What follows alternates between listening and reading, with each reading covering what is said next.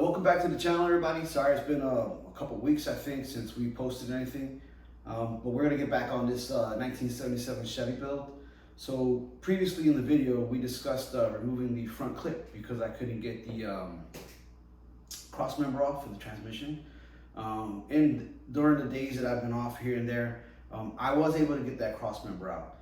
So the cross member is no longer an issue. So I'm no longer going to remove the front clip. The plan now is to use some wire brushes that I purchased, scrape as much of the rust off as I can, anywhere around on the front clip subframe and also underneath.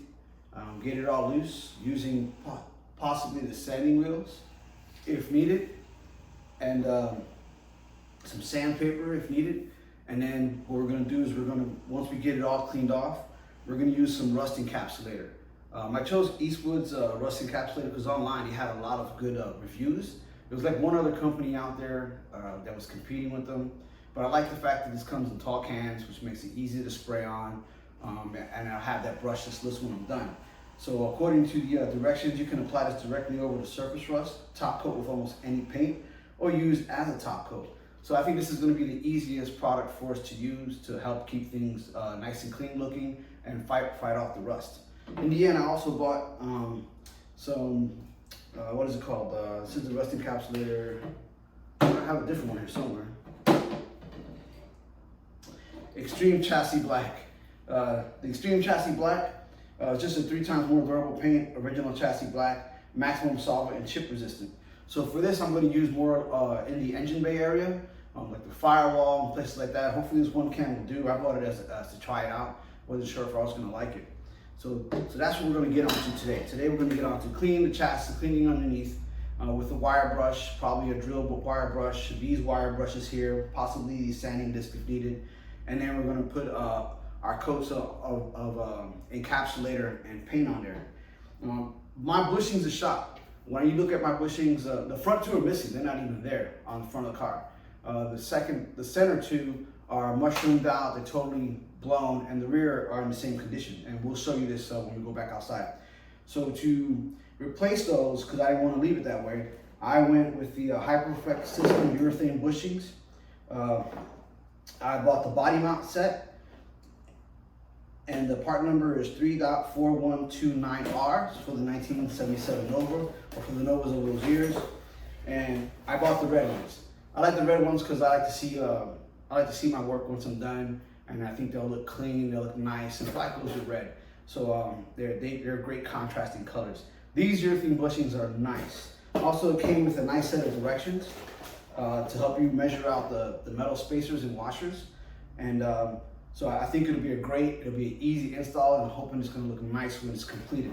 This is my first time using these types of bushings. I normally just buy regular rubber bushings. So the urethane, I think, will make a good addition to the car.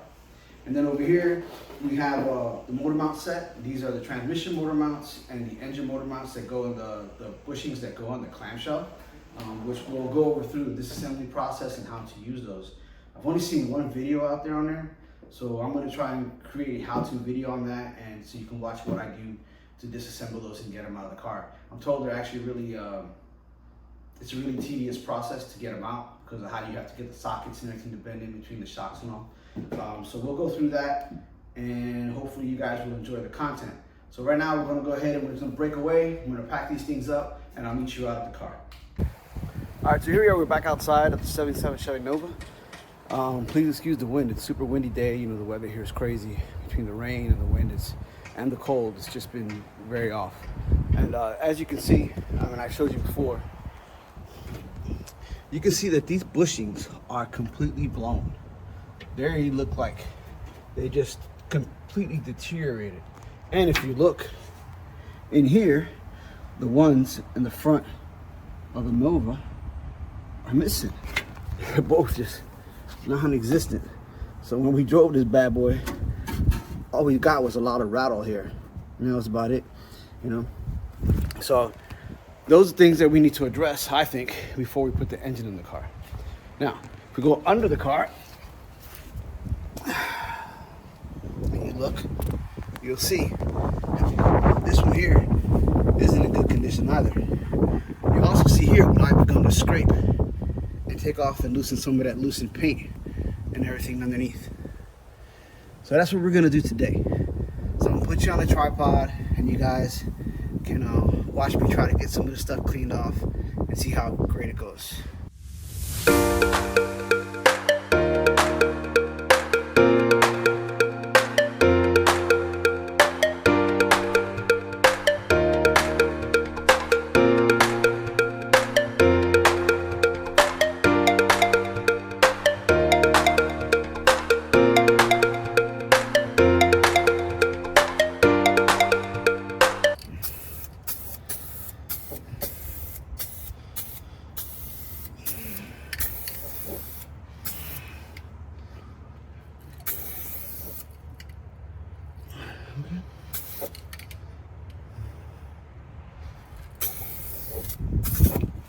All right, well, let me show you.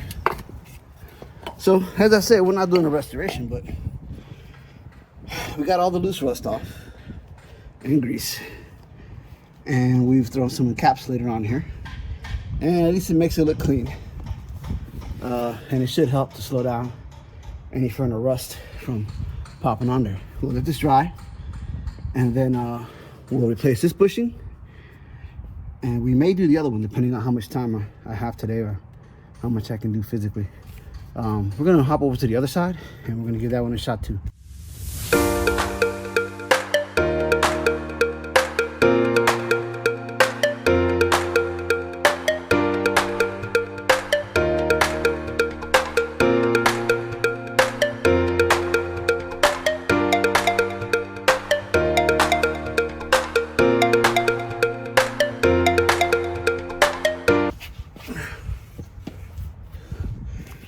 All right, now this side here, the first side, look, already dry, man. This shit dries quick. This stuff dries quick. Already dry and solid. Nice. I'm gonna hit it with a second coat, and then we're gonna pull this bushing off. See if we can go ahead and replace this one today. All right, so I have an update. So I was trying to take off the rear body frame. Sorting through the directions and make sure I had all the pieces I need. But as you can see how this bolt came out, this body bolt is no good, no bueno. It is completely corroded and it's down to like practically nothing in there. So I'm going to have to order some new body bolts in order to finish this installation. I'm going to take off the other side, see what that looks like. But it looks like we're pretty much gonna stop here. I'm gonna steam clean the engine bay, and I'm not gonna record that, but I will bring you back as soon as I have an update. Thanks. All right, guys, so we got an update. The body mount bolts have been ordered. It won't be here for a couple days. So what we're gonna do is we're gonna continue with cleaning this engine bay. We're gonna go through this here. Try to clean it up as much as possible and prep some of the body mount bolts come in. Hopefully we can continue with the install of the bolts and the bushings, and then get into finally the beginning process of installing the LS. All right, so I'm gonna sign off real quick, work on this. I'll show you what I get to before the day is over, and keep you updated. Thanks. Okay, so we're back. Here you can see the engine bay now. It's all cleaned up. Everything's been painted and cleaned as much as possible. Right there you can see where the bushing used to be and it's missing. That piece needs to be taken out and replaced. As you can see, I was trying to get the motor mounts out. Those were a pain. I had to order a tool for this side over here. If that tool doesn't work, then I am going to have to remove some of the steering components, like that arm right there, which is keeping me from getting the angle that I need. Also on this side, you can see over here, that's where the other bushing goes, right there in that corner. Right, there's still part of the bushing there, but all that has to be removed. The painting came out really nice, guys, ladies and gents.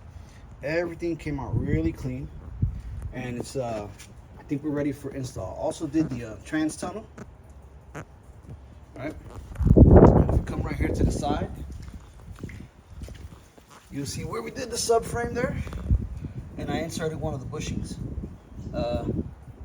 Also, while I was down there, I removed the portion of the rubber fuel line that comes into the engine bay here on the passenger side, and I removed the return line that was on the driver's side. We're gonna go back inside here, and we're gonna talk about the products I used and which product works best, and go from there. All right, guys, how you doing? So we're back in the garage, and we're going to talk about some of the products that we used, what we liked and what we didn't like, what we discovered being new to this whole rebuilding automotive type world. So one of the products we talked about before was the rust encapsulator that came in the cans of Eastwood. This rust encapsulator, I definitely recommend it. It worked so well, and it was easy to put on. Not only that, but I didn't have to worry about the nozzle getting clogged up and it stopped working. It worked flawlessly the entire time. I used 2.5 cans right now, and not one of those cans gave me an issue. So I would definitely recommend this 100%. In the bottom of this video, you're going to find a link, as I am an Amazon affiliate. Should you decide that you would like to use this product, please use the link to purchase the product to help me out. Wire brushes. Wire brushes, they definitely have their place. While I used the wire brush to try and get rid of a lot of the loose rust and a lot of the loose paint, it wasn't super effective. It did help out in certain areas where I couldn't get in, like between bolts on the power steering and the motor mounts and such. But this scraper on this wire brush is pretty sharp, and it did a really good job of just knocking out the paint on the chassis and everything, and getting into those tight spaces where I couldn't get. So I definitely recommend a wire brush. You can try either one of these two. I'll try to post a link for them on down below. If you want to, you can try that out, check that out, and then you can order these two. But I want to tell you, the one thing, the discs, the sanding discs that I bought, those discs were great, but like I said, they were very abrasive. You have to be careful when using them. And I didn't want to go that deep. I just wanted to clean things up, get some of the years of dirt and grit and grime and paint off of the parts so that I could have something for the rust encapsulator to stick to. So saying that, my favorite tool was this drill bit wire brush. This thing, once I started using it, I didn't stop using it. I use it the rest of the time, 90% of the time, to clean everything in the engine bay, under the car, around the motor mounts. It worked on rust, it worked on grease and grime. I power washed the engine bay the day before to see if maybe I could get some of that stuff out, and I used heavy degreasers. Power washed it, came in the next day, there was so much grease, so much grime that that it didn't even put a dent in it. But I used this, and it took everything off. It made real quick work of it. I used it everywhere, and it helped me out. Even with there's like some kind of sticky compound that they sprayed in there, and it got really hard. It even helped with that.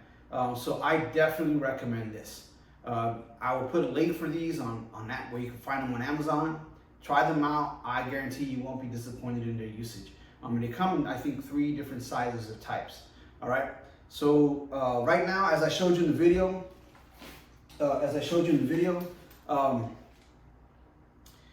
everything's pretty much done. We're working on the motor mounts to get them off so we can get those cleaned up and put back together. I'm toying with the idea of just buying new clamshell brackets and then putting my my new bushings in there instead of using these old ones and wasting the time and tearing them apart. I may do that. It may just be easier and faster for me. And since I'm waiting on tools and other parts, it's not like I'm going to be wasting additional time. So right now we're waiting on a tool to take the other clamshell mount off. We're waiting on the bolts for the body. Then I'll do a video on how I'm taking those out and reinstalling those so you can see. And we may do some steering, depending on how well I can get out that other clamshell with the new tool that I ordered. Basically, my tools are too big, so I ordered a 1/4 inch drive extension breaker bar. And hopefully it'll be small enough and give me enough space to where I can get in and put that 14mm bolt on the inside and twist it off. I also watched a couple different videos on how different people are doing it. I may post those in the bottom of that video, so keep a lookout so that you can see how other people are doing it and the people that I'm watching basically that are helping me out. So that's all I have for today. I hope you enjoyed the video. I hope you enjoyed the products. Please excuse that this is a bit random the way it's being done. I'm working on it. This is my first time doing these YouTube videos. I hope to have a lot more products. Also, as you can see, my garage is done. Well, not done. It's like 50% done. I've been building this garage for over a year now, bit by bit. And I have a couple other projects that I plan on sharing with you guys in the automotive world. So thanks again, and please look at the links below. If you need any of this stuff, please use my links. I really appreciate it. All right, have a good day.